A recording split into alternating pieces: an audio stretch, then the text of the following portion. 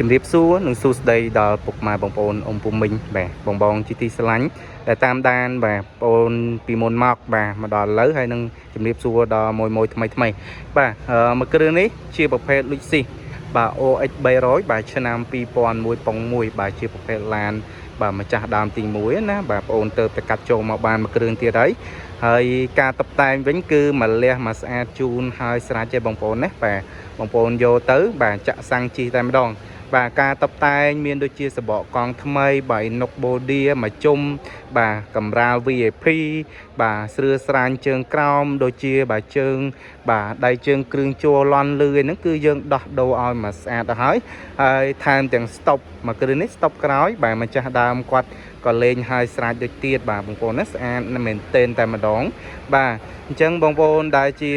top fan បាទស្រឡាញ់ប្រភេទ Luxi OX 300ណាហើយក៏មានការតុបតែងបាទមកស្អាតដូចជាឡើងគុជមកគូភ្លុះហើយស្រាច់ទេបងប្អូនណា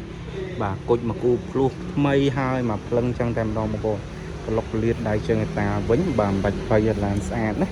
បាទតុបតែងហើយលះបងប្អូនណាបាទចឹងត្រឡោកសញ្ញោបដិញអីហើយមានអស់មកកាផ្លេតែម្ដងបងប្អូនបាទស្នាមដៃដាក់ Inox ប្រភេទកបោនបាទខាងក្នុងវិញស្អាតបាទឯតាដៃជើងគ្រឿងចូលបាទហ្វមមកកាឈើរា VIP ពូកអីថ្មីហើយអស់ហើយបងប្អូនបាទខាងក្នុងលេងម្ញែ Android Touch ហើយមកស្អាតបាទការតុបតែងហើយមកលះមកពេញភ្នែកចឹងតែម្ដងពុកម៉ែបងប្អូន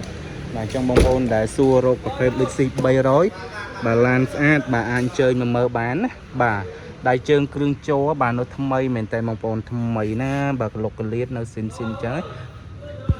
ចឹងបងប្អូនបាទស្រឡាញ់ពេញចិត្តបាទមកមើលបានណាបាទឡានថ្មី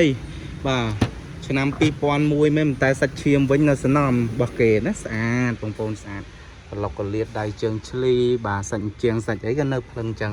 បាទក្បាលខ្ចៅបាទទ្វារក្រោយអត់តាន់ត្រូវសោបាទក្លុកកលៀតឆ្លីនៅភ្លឹងបាទចឹងបងប្អូនមកគ្រឿងនេះស្រឡាញ់ពេញចិត្តបាទមកមើលបានណាបាទតាក់ទងមកបងប្អូនគេវិនមកបាទតាម YouTube បាទបងប្អូនផ្ទាល់បាទគេវិនទិញលក់រថយន្តហ្នឹងបាទហើយដែលមានលេខទូរស័ព្ទ2ខ្សែបងប្អូនដាក់នៅលើអេក្រង់ទូរស័ព្ទហ្នឹងឲ្យស្រាញ់ណាបងប្អូនបាទតម្លៃមួយគ្រឿងនេះត្រឹមតែ13300ឯបាទភេទឡានស្អាតបងប្អូនបាទចង់រំលោះជាមួយធនាគារក៏បានរំលោះជាមួយការ៉ាផ្ទាល់ចូលរួម40ទៅ50% មុនបាទអាចយកឡានមួយគ្រឿងនេះទៅប្រើបានហើយបាទចង់បានឡានស្អាតអញ្ជើញមកមើលនៅកន្លែងបងប្អូនបានបាទគុណច្រើន